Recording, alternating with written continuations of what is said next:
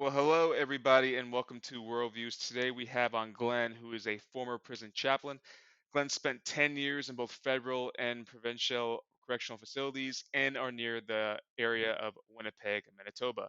Glenn, thanks for coming on Worldviews. Great to be here. Thank you for inviting me. Great. Glenn, I'll first ask you how you became a Christ follower. Well, I grew up without much influence aside from a few friends and in school. So when I went away to university, I thought I might read the Bible and sort of see what was there. Within the first couple days, I connected with a group called the Navigators, who are strong believers in the power of memorizing scripture and use that as a tool for evangelization. And I hung around with them for a couple years, attending studies and events. And they were a little bit perplexed because most people either sign up or leave after a month. And at the end of my second year of university, one of the leaders, a guy I'm still in touch with, and we're talking 1979, 1980, um, asked me to say the Jesus prayer in his car, even though he knew I wasn't ready. And he said, "You don't even have to mean it." And his car was an old Volkswagen Beetle. And I put my hand on the front rest and said the prayer, like he had asked, basically to humor him. And I wouldn't say my life, I accepted Christ in that moment. It felt to me that I had to walk away actively rather than passively. And I've never walked away actively.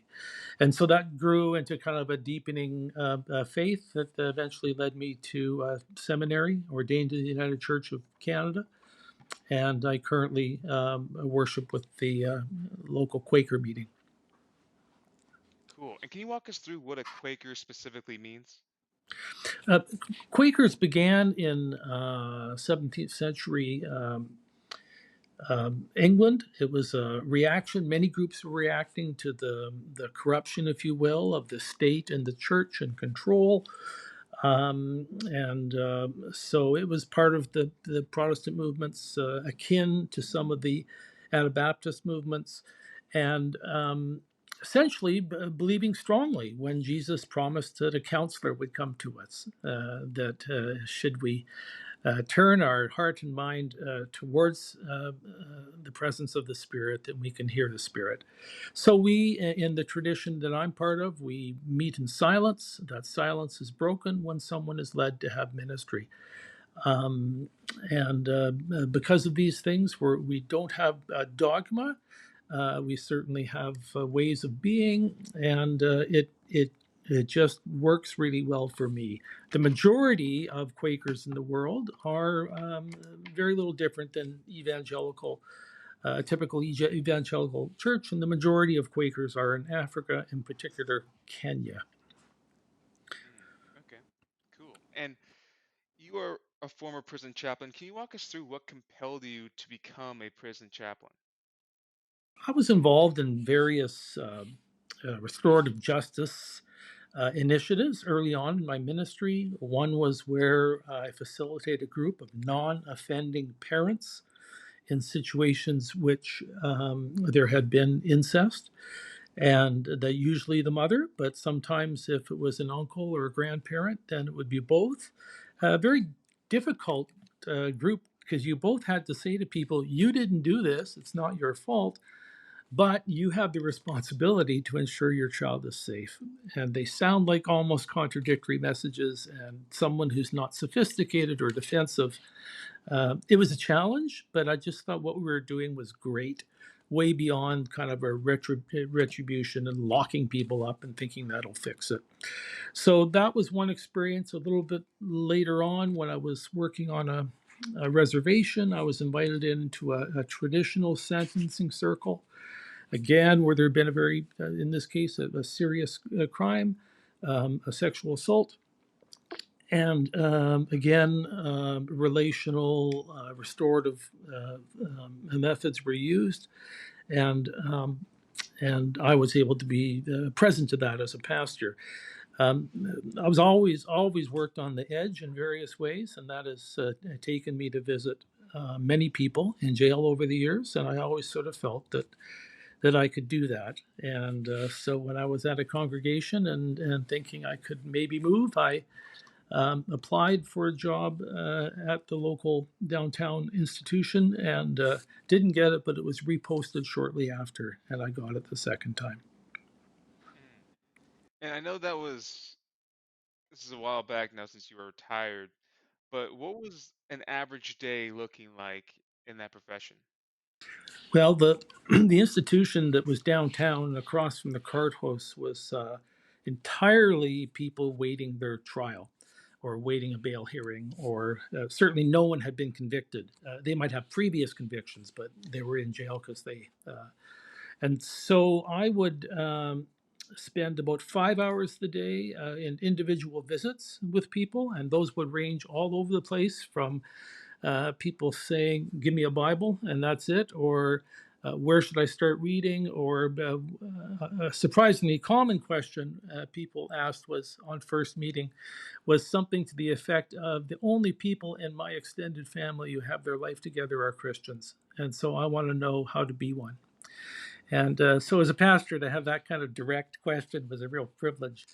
Um, but other people would just come saying, "I can't stand this place and I just need a break." So I had many ministries, but so a good chunk of the day was spent, as I say, in one on one visiting. Occasionally, I ran study groups. The space was limited. I did support volunteers who came in, and I had the privilege of it being in my job description to be a visual presence. So I would simply walk around and respond to anyone who caught my eye. It was a very full and rewarding work, and each day felt different. Mm. And I know society has this kind of presupposition that prisoners are usually these violent people. But for you, did you ever really experience any type of physical altercation with a prisoner that required the intervention of a correctional officer? Anything along those lines? Nothing like that, but twice I would say I came close, and maybe I'm underplaying one of those. One where a guy was just mad at the world. I think his wife had broken up with him when he was in jail, and he was just yelling and screaming. And I just realized I'm the only guy around, so he'll stop swinging at air and start with me. I did have an emergency button on my desk, and I actually leaned back to make sure that my my finger could reach it. Although he did calm down and left. The other time was where I had said something to a guy um, that he didn't like, and about a week later, as I passed him in the on an open range, he literally gave me a little shoulder check to make a point that to remind me that he didn't like what I had done. And so that was all. It was contact. And I think that if I had gone down to the ground, he might have been immediately jumped by people who liked me. So I'm glad I didn't overreact like I do sometimes. Um, and I talked to him after that, and didn't seem to remember or care that he had done it. And I guess he felt I had I had lost his respect. But that would be like the most dangerous in that situation. Um, in my congregational ministry, I've talked to people who holding guns who wanted to kill themselves. So I've experienced imminent danger in congregational ministry more than in jail. Yeah, and I'm sure as you are talking through theology and salvation and whatnot to these prisoners, there must be times where they're feeling heavy burdens of shame for whatever crimes they commit. Did they ever come to you in fear of their salvation, of where they stood with God directly just because of what they did in their past? At some point in most of their lives, they had had come to the teaching that God forgives everything. Um, what they maybe didn't know, what the more common question is, I don't understand why I do the things I do. So very rarely did I meet people. I saw a select group. You weren't sent to see the chaplain because you were bad. It was entirely self-selecting. So I saw people who had really already made the step of, I don't want this life anymore. Occasionally people would do it, as I say, just to take a break, but even then they were curious enough to decide to take that break with me. So in term that was not a common experience, that people seem to be, sometimes after I got to know people longer, they would talk about, that. um, and I would offer my understanding that if we confess with all our heart, mind, and soul, then we're forgiven and led Yeah. in a new direction. Yeah, yeah. And out of all the prisoners, what would you say the coolest thing you saw God do to a prisoner in their journey, so to speak? um,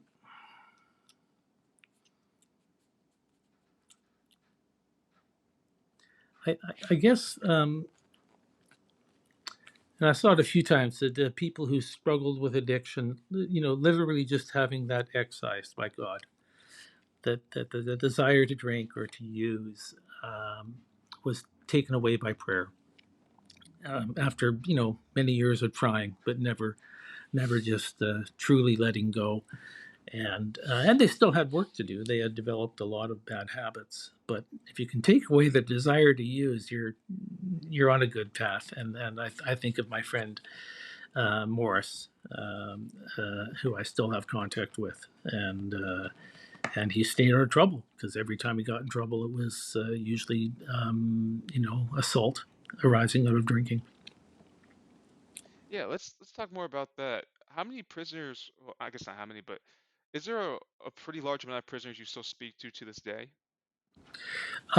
So my pattern was, I was working for what's the province, or the equivalent of a state, for about 5 years, and then I went to um, run a nonprofit ministry, that matched longer term inmates with volunteer visitors, when the inmates had been cut off from their whole life. So, and that had me in and out and talking to many people as we tried to get them matched.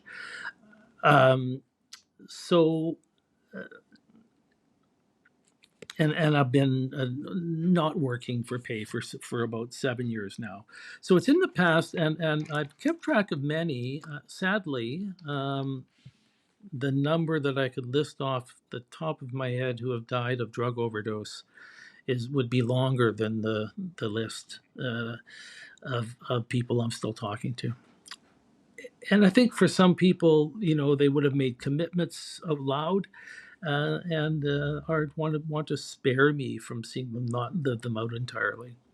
Uh, but I do bump into people. I live downtown in the city where I live, so. But I would say that in a given week, I might speak to three different people. Mm, mm. It's still And a these big part of my life. Yeah. And I assume these are people that did you say they were locked up for life? No. Well, I certainly worked with people with lifers in Canada. Life is a sentence that lasts your whole life, but after 25 years, you're eligible for parole. So I do talk to people who are on a life sentence but have been in the community for a number of years.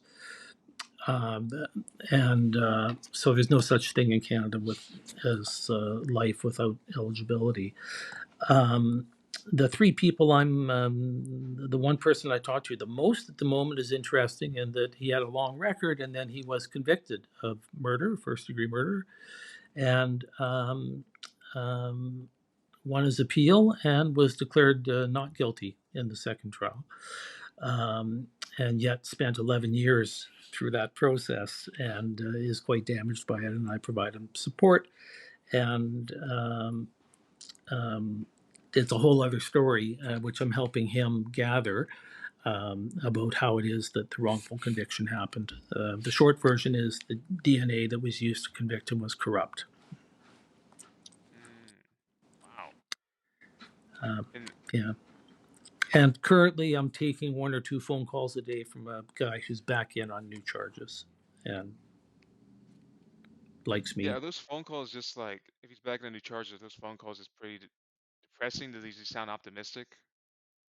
He goes back and forth. He's in a long-term relationship that's not, in my mind, very healthy. And so, if he's having a good day with her, he's in a good mood, and a bad day with her. And I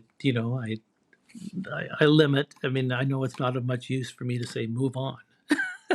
And the few times where I've lost my impatience and realized that's not my role, and it's almost like a parent says, "Choose them or me." Well, if you really say that, you could get the consequences. So again, there's a self-selection.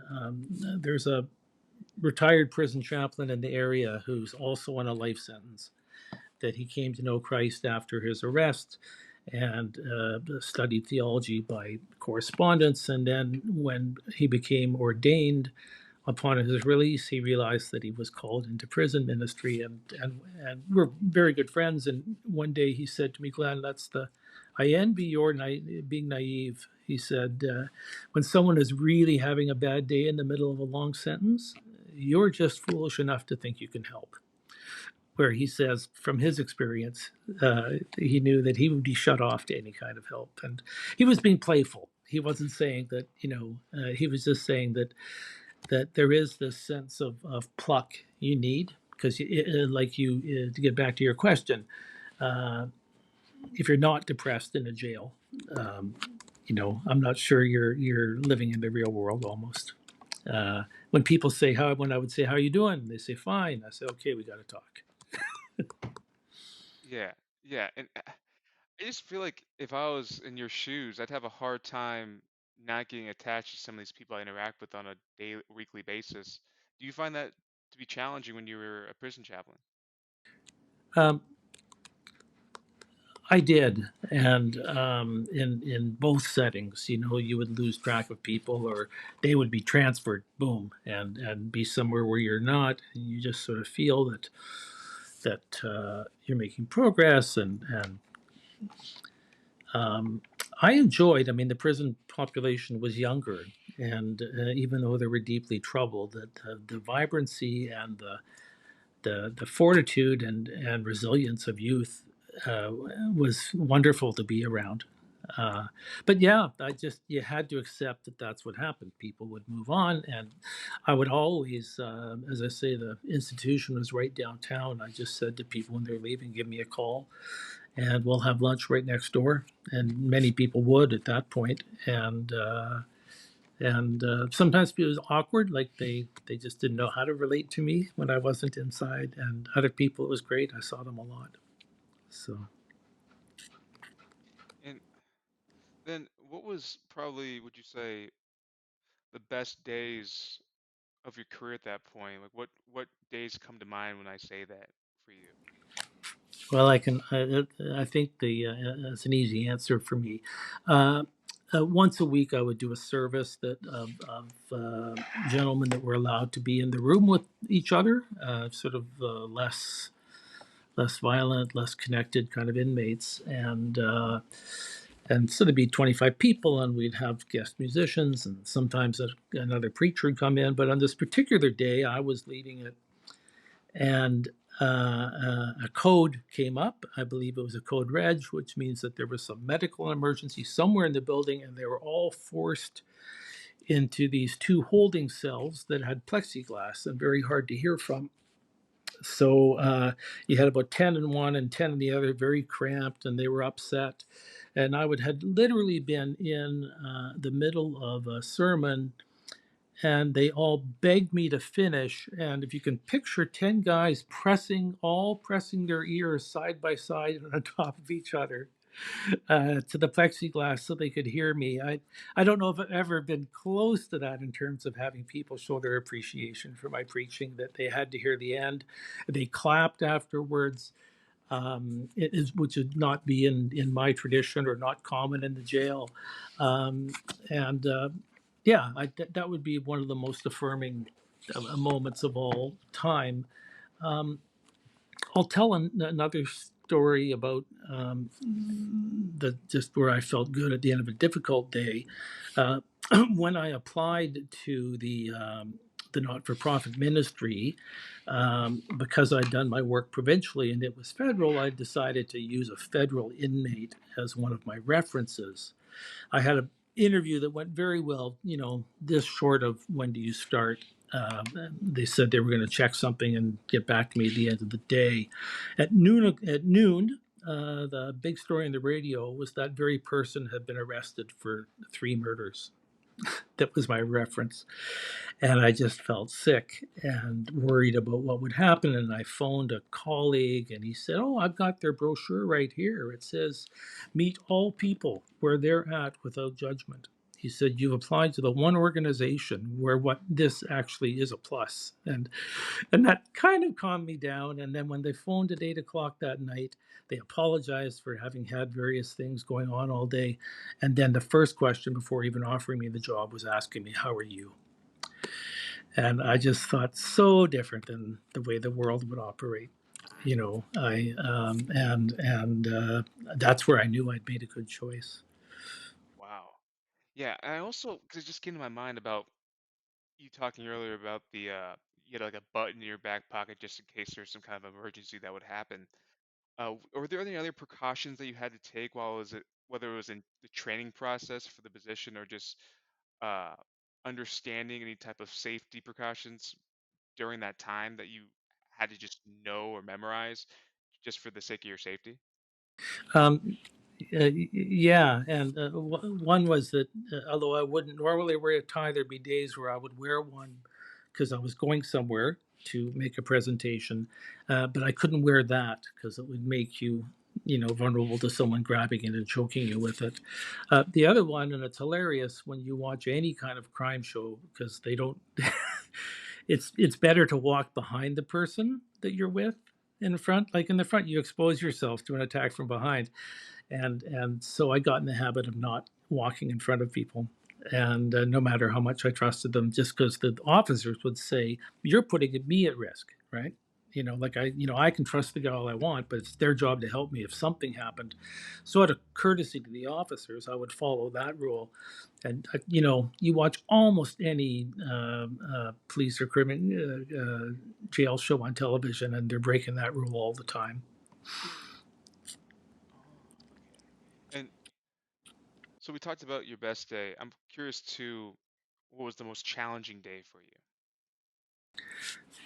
So I had about a 20-minute walk coming home from work, and I would literally have a prayer in which I received the Holy Spirit as the wind, and I live in a city where there's almost always some, and I would be asking for some cleansing. That I know that I've dealt with a much heavier day than most vicarious pain than most people do, and I would ask for that to be cleansed off of me. And one day it was. Uh, Slow to be answered.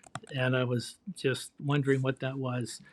And I realized that day, I thought back through the day, and I had met 4 people who were all under 30 and were all had been arrested for first degree murder.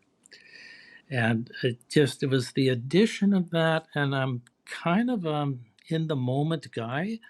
So that day, and as sort of a metaphor for the whole career in some ways, is I found it so engaging and so rewarding that I think I often underestimated the cost. But boy, I could feel it in my body that day. Um, and a context that you wouldn't be aware of is we have a very high indigenous, in particular, Cree and Ojibwe and Ojibwe population here, overrepresented greatly in the prison system. And of those 4 people, each one would be one who has, you know, white enough that they're not accepted into the Indigenous community, and Aboriginal enough looking that they're not seen as a white person. So on top of that, that each one of them had this sort of ambiguity, as that I heard, some people would articulate that pretty clearly to me. So that was a day where I just said, "Wow, that's overwhelming." You know. Wow. Yeah, and I had to ask too because you're so ingrained in that kind of culture, that the prison culture it is.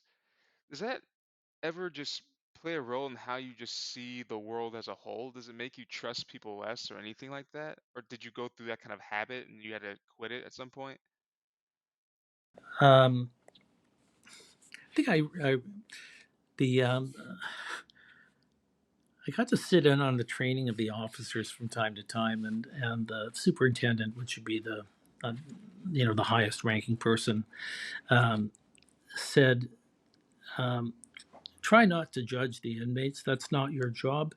The judge works in the courthouse, and they get paid about 10 times as much as you. So until we start paying you that much, don't do their job." And I just love that. And it's I I withhold judgment unless I have to. If someone asks me for money on the street and gives me a story, I don't judge the story. If I can give it to them, I do, or if I feel like it, I do, or I don't. It's not based on me being forced into a judgment. So, um, particularly in terms of not trusting, I didn't have a lot to offer them. I do think some people practice their testimony on me. That they've been arrested for something, and then they would tell me their story of innocence, thinking if I ever have to get on the stand. It felt like that on occasion, and not the best use of my time. Um, and but I would never say, "Hey, look, I think you're lying." I would sometimes point out. Um, well, there's one point out inconsistency, to them, and even yeah, I never ever put myself in a position where I was the judge of whether someone was truthful or not. You're much younger than me and may have heard of Lieutenant Columbo on TV, who used to go, "Something's bothering me," and he was a detective, and so it's a little bit of his approach. Just I'm a bit confused. You tell me you love your sister, and then you told me that she did this and this and this to you. Do you love her in spite of that or because of that? And it would open conversation. Yeah. Sure. Did it give you a better respect on the Canadian prison system as a whole, being so ingrained in it and seeing how things work? No, I think I went in with kind of a critical mode, having really liked the alternatives to prison that I've been involved in the past. In the provincial system in Canada, or in Manitoba at least, about 65% of the inmates are still waiting for their trial. And so, how do you do any kind of rehabilitation when you haven't even acknowledged that there's need for it? So that's very, very broken. Um, the federal system seems to have been pulled back by conservative movement that doesn't want to give anything that looks comfortable. So at one point, a lot of our prisons had working farms, and someone said, "Well, they don't get jobs as farmers." And well, they learned how to work and they learned how to create, and there were so many good things that a one-day course in fabricating metal or something would replace it, and it never really got fully rolled out. So quite disappointed that we were sort of world leaders in kind of a holistic approach federally, that we've lost that spot. Um, so no, I didn't learn to appreciate it. Related to it is there's been some studies that um, somewhere, and the studies are all over the place and it's hard to diagnose, but somewhere between 30 and 70% of all inmates have some aspect of fetal alcohol spectrum disorder. So if it's that great, we're talking about where the work has to be done, and that's now to do everything we can. And once someone said to it that the suburban housewife who has a drink every day during her pregnancy, one glass of wine, actually can cause more damage than a person who binges down on Main Street once a week when they get their paycheck, because it's the whatever is happening the day the alcohol is introduced. That, and another thing that there was one day where this guy comes into my office, and I'd always thought, there's something off about him, and he had cut his hair really short, And then there was this giant stitching in his head. He'd never mentioned a traumatic brain injury. And I said, oh, okay, maybe that explains it. And boy, I tell you, the untreated, um, brain injuries, I think, and this is just anecdotally, I don't have any numbers, let alone the kind of range I provided. And that kind of lifestyle, you fall, you get beaten up, you get in car accidents. Like a lot of brain injuries that affect the way people think, particularly front lobe, where you lose your impulse power and where you have the ability to withhold impulses, and that's why you and I aren't in jail. Hmm. We can withhold our impulses. So Yeah. Wow. It's interesting. And on top of, we mentioned the prison guards a little bit, but did you also, I assume, minister to some of them as well? I did. There were many who would have no interest. Chaplains were seen as on the prisoner's side.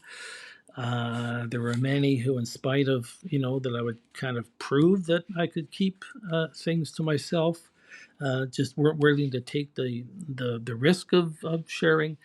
But the committed Christians among the staff were always happy to talk to another person of faith. So, so those would be the people that I provided the most encouragement, and them to me. Uh, I guess I felt that the people locked up had no access to anyone. The officers all had the opportunity to seek out whatever support in the community they needed. So it wasn't, even though um, um, if I went back and do it again, I would have focused more on the staff when I first started to build better relationships than diving in. I mean, I just saw the need of the inmates and was gratified by their appreciation of me. And yeah, if I was going back or giving someone new advice, I'd say the staff are all going to be there for a long time. The inmates will come and go. So, so you learn. Interesting. The staff will be there for a long time. I figured it'd be higher turnover amongst the staff as well. Well, as I say, the where I was a pretrial convention center, a pretrial place where people would be there for 3 weeks, have their bail hearing, and get out. But even in the federal institution, in Canada at least, you're often moved around for various programming reasons or incidents where they want to keep two people separate, where that kind of transfer doesn't really happen nearly as much with staff. So in Mm, yeah, I'd say even in the federal system, that the staff is, uh, I mean, many people get 2 years plus a day, and a lot of people work much longer than that. So, okay. And we talked about prisoners that you still speak to. Are there, what's a prisoner that you will never forget, even though you don't speak to him anymore? Maybe he's no longer with us, whatever it is. so I worked in both jobs. I had the opportunity to work with women. The women at the pretrial center had a floor to themselves, and very rare that you'd mix women and men in one building, but that happened. And Lana has passed, and I met Lana early. And basically, her story was did they use the term 60s scoop in the United States at all? Do you know what that means? 60 Scoop, never heard of that. No. In the 1960s, there was a lot of young Indigenous children were taken out of their homes and put up for adoption in non-Indigenous families. Many of those went away. Um, Even to the states, and just feeling that they should. Well, it was of a time where drive the Indian out of them was kind of still the mentality. So Lana had been scooped away from her home and put with a family in about 1,500 miles away. Didn't feel at home, missed her family, even though they had been dysfunctional. Went on the streets at 14 and was working as in the sex trade. Uh, she never told me how, but she met about a 35-year-old dentist from Jamaica, and they got married. And after about 5 years, it was the a combination, she said, of it being too good for her, that he loved her completely and showered her, and she called herself as Pocahontas, and it was just it just was overwhelming, and then just too weird. She somehow knew that this is not the way a teenage girl should live, and then she went basically back to the life, and then back to Winnipeg, which is close to the reserve where she came from, and just became very, very bright, but very embittered woman, and fascinating to talk to, but a hard edge. And she told me that she just decided that she could trust me, and I don't trust anyone. And so I had this gift of getting to know her. She was famous for her ability to create combinations of swear words that no one else could think of. This was her superpower, that I didn't get to do much, but see much, but people would talk about it. So yeah, Atlanta was special, and when she died, the funeral was held on this reserve that she doesn't ever remember living on. Myself and the traditional the elder who worked in the same institution, we went out, and nobody at the funeral knew her, and we knew her really well, and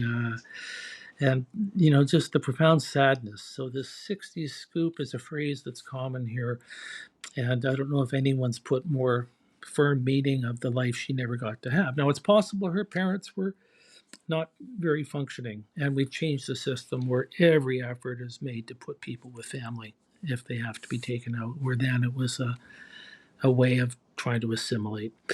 So, and my last time I had a lunch with her, it was really nice, and I can still remember as we finished the meal, she wasn't flirting or hitting. She just said, "Your wife is a very, very fortunate woman." And I thought, what a nice thing.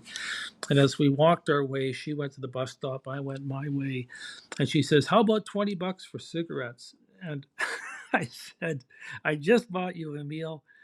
Buy your own cigarettes." And um, she died a few weeks after that. And I'm hunching that it was not. It was an unintentional overdose. Just knowing her, I just don't see her. But anyway, that those were our last words, and they were spoken in love. Yeah, I just realized your wife must have been very on edge about you becoming a prison chaplain.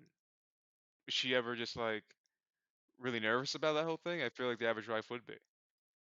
One thing I always say is these are the same people that you're walking by in the street. At least where I am, I know who they are, and there's other people around to help me. So that's one way to approach it. But two things that happened: there had been a Salvation Army correctional worker had been phoned, and I came to know this guy and really like him. Very interesting backstory. Had made $1 million, and the tech world gave it up and became a Salvation Army officer. Um, he had lent some guy some money. Was called. He wanted to pay him back. It ended up being kidnapped and held and extorted for money. And this got in the paper. That story came out the week I started. I tried to hide it from my wife. And what are you doing? What do you? And I said, well, that's in the community and this and that. Um, and then there was a some TV show that had a prison riot on it, and she just walked in and turned it off and said, "No, you're not. You're not doing that on your time off." So, and we had an absolute rule in my entire time. There was one person who came in through the door of our house. I just kept that separate, and one time was an exception, and that person knew that that doesn't happen because she reminded me of it many times that she had been in my house. So yeah, it was. I think we just sort of drew a line that yeah, and I think she felt protective of the depth of pain and the story I told earlier about the uh, the fellow charged with the three murders who had been my. I'm also still in touch with him, um, and that's a whole other story. But yeah, she felt protective more than worried, I guess would be the word. Hmm. And you did say there are chaplains from other religions as well in the prison system? Predominantly Muslim. Uh, and I know they joked once that the Buddhists won't need any because they're too smart to get caught. You know, um, yeah, I think so. At one point, my job was to determine if people were devout enough Muslims to get the special diet. And I hated that role. Like, who am I? You know, and then when my colleague did deny someone, they made a human rights complaint and it was overturned. So it was a ridiculous part of my job. And so there was other colleagues who said, let's hire some Muslim chaplains to deal with these people and not only do the diets, but be able to help them from where they're coming from. So there's that. The thing that's more common, and where I worked, there was 4 offices off of a sanctuary area, and 2 of those were staffed by people what we called traditional Aboriginals caregivers, and so elders. And we worked very closely, and there was one who was misplaced in there and tried to collect a paycheck without working, and we didn't get along so well, but I got along very well with all the others. And so they didn't use the word chaplain, but we were worked side by side with the same people, and were able to have great respect for each other. But you guys never conversed in your religions. There was never any type of evangelizing on either end. No, um, um, um, I think we worked. We had a job to do there, and we would be curious about each other. I'd say a healthy curiosity, realizing that success in changing someone's mind is unlikely, and that yeah, there may have been other chaplains who worked with elders who had different conversations. You know, Yeah. And so being around people such as those in the jail system, prison system, whatnot, obviously there are some that are have some kind of extreme wickedness to them. Did you ever think that some of them might have had some kind of, or did you ever see any type of blatant witchcraft or demonic worship from any of the prisoners?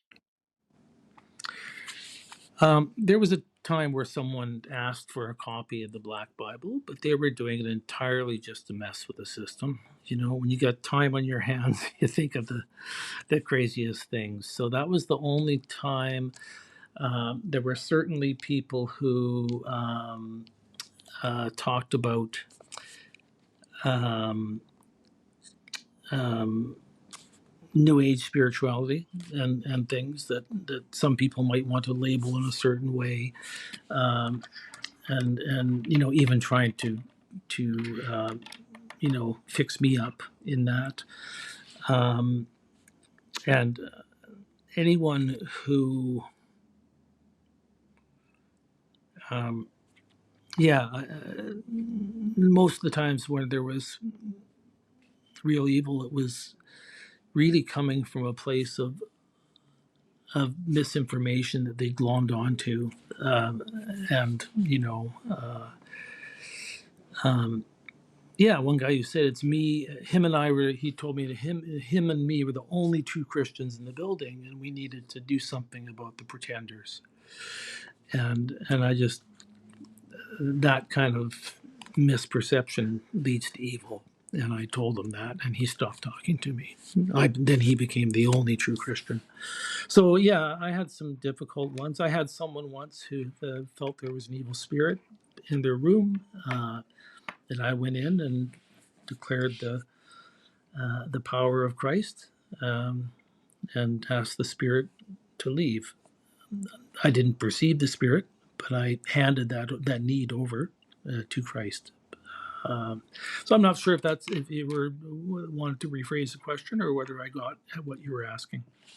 Oh, that works for me. Yeah, I was actually going to ask too, because you've been a Christian for 40 years. Have you had a blatant supernatural encounter, paranormal encounter outside of the prison systems or anything along those lines? Um, I went to a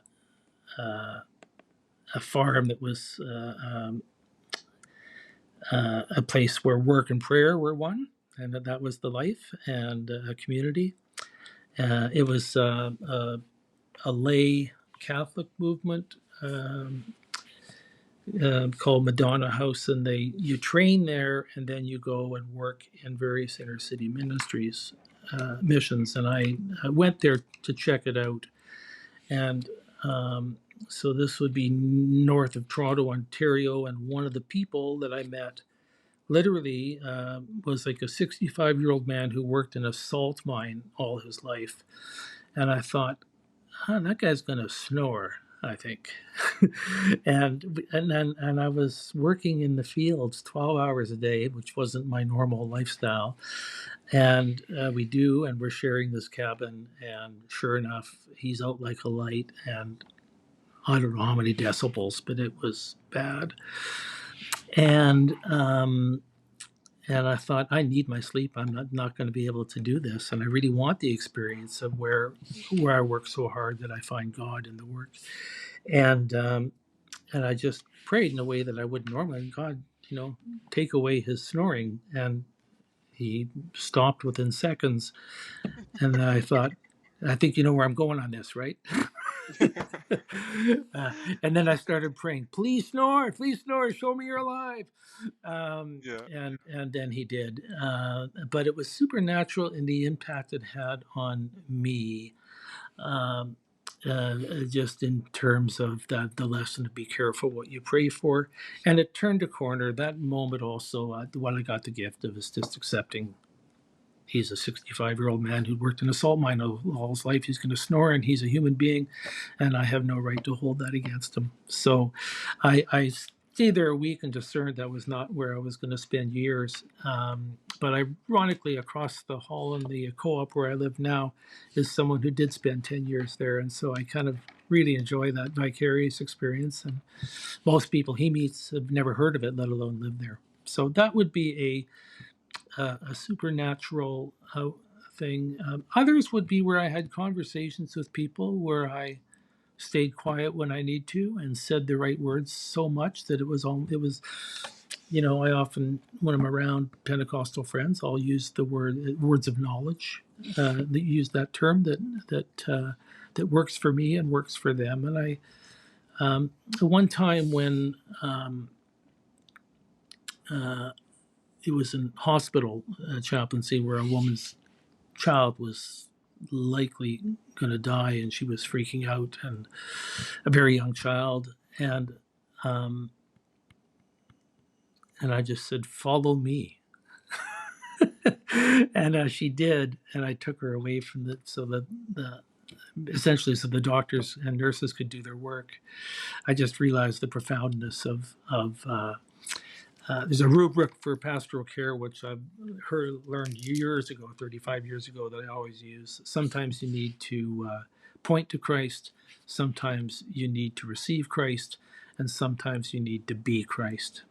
And it's a great rubric, and each of us are more comfortable with one of those, but we really need to be able to count on the Spirit, not only to provide us the ability, but when to do which. And that was a moment where I needed to be Christ. Quoting scriptures to her in that moment wasn't going to do it. Not pointing, and so I had to be Christ and ask her to come with me. So uh, and she was ready for prayer, and Yeah. so yeah. So yeah, no, I've definitely had. I would, in by any means, describe myself as liberal, and yet doing chaplaincy and working on freighter boats as a chaplain, working in a reservation, working in intercore ministries. I've always been a bit on the edge, and you meet all kinds of people with all kinds of backgrounds, and therefore I need to um, understand where I am and move where other people are. Mm, okay. And so, how would you say your time spent as a prison chaplain has affected your overall worldview? I think that decision to withhold judgment until I have to would be one. Um, a Quaker phrase that's at the heart of Quakerism is that we respond to that of God in all people. Sort of a radical statement of equality, in God's eyes. That we are God's beloved children. And what we've done with that is different from each other, but that can't be taken away. So I think maybe a heightened awareness. Also, the um, inefficacy of comparison. When I think of the many good things I've done in my life in terms of community service and raised healthy children, and I compare myself to uh, how little of a chance so many of the people that I worked with, uh, had in life. Uh, Absent parents, abuse by caregivers, and so on and so on. That to take any pride in my accomplishments just sort of stopped happening. And that phrase, all is gift from God, was one that I said because I knew I should for many years. And somewhere in this process, and through the both the other ministries on the edge, but particularly in the jail, whatever I've been able to accomplish in life is gift, and yeah. Yeah, and man, throughout all these years of experience that you have, both in the system and as a Christian, if God asked you a question and said you can answer this, or I'll answer whatever question you have for me, what would you ask him? Um,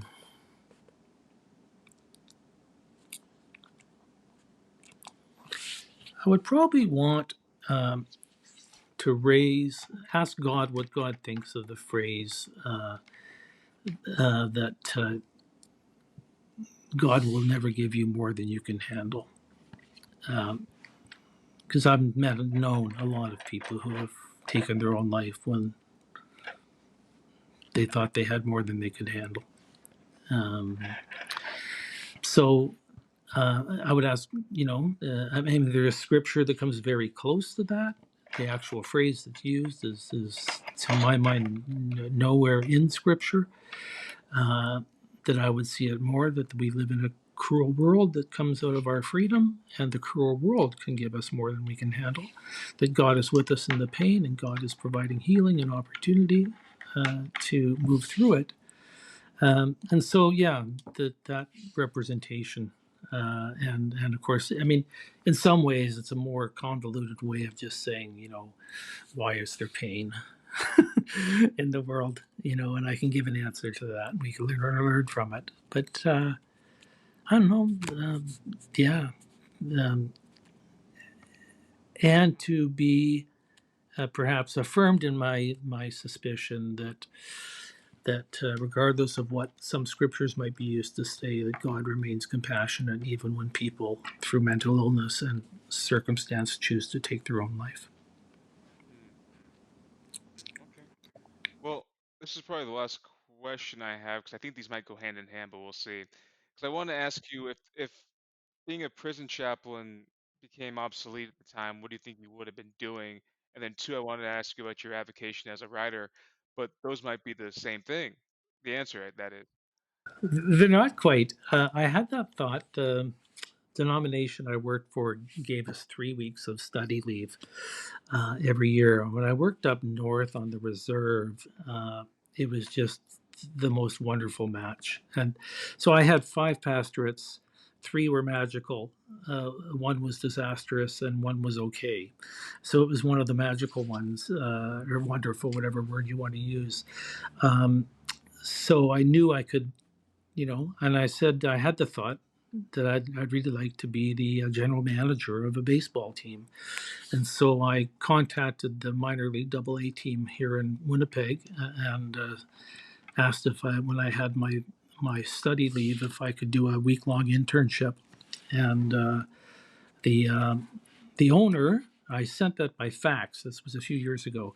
The owner phoned me within 15 minutes and said, "Are you kidding me? You're a minister on a reserve in northern BC and you want to be?" I said, "Yep." He goes, "Here's my secretary's name. That's wonderful. You don't want to get paid?" I said, "No." And he said, "Set it up." And then I went after that to my church and said, "Look, I'd really like to do this for my study." And had a relationship where they didn't say, "Well, you actually use a bit of work on your preaching," And so that's what I did. And I enjoyed it, but it wasn't as meaningful as. So yeah, I spent a whole week. Half a day with with a different person, 10 different jobs, and running a baseball team. So that I would say that would be it. And if yeah, but I've also done a lot of writing in my life. I've written funny little things in the back pages of magazines, columns for newspapers. But about uh, in 2005, I wrote a novel about a professor with a painkiller issue, abuse issue. And my kids said, "Okay, his best friend is you at your best, and the main character is you at your worst." And and I don't have, I never had problems with pain medication, but I have had some bouts of depression, and I have had extended pain. So they nailed it. That's what the book was. And Used that to raise money for the John Howard Society for a literacy program in jail, and did really well with it. Um, we had a local politician in Winnipeg named Nick Turnett who made more presentations to City Hall than anyone else in the history of Winnipeg, wrote more letters to the editor of the newspaper than anyone else in history, and made some great accomplishments. It's CSIS is our equivalent of the home security, and we can see our files because of his diligence in demanding to see his. So he had some, even though he had many failed elections, he had some great and important successes. And I ghost wrote as he was nearing his death. We met, and I was able to produce and ghost write his autobiography. Maybe one of the better things I've done in my life. And then most recently, I wrote a book called Things We Say, and it came right out of my prison work.